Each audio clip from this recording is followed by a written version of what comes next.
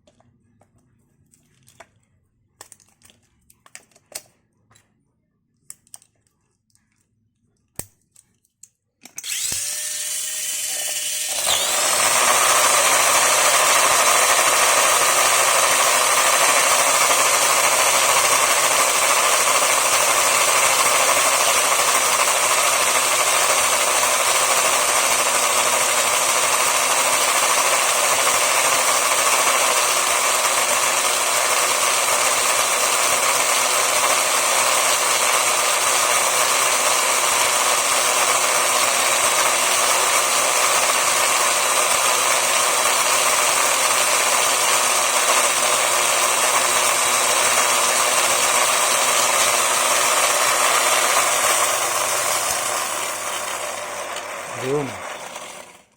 Bale, 43 kilometers per hour yung naging top speed niya, no? Okay, salamat.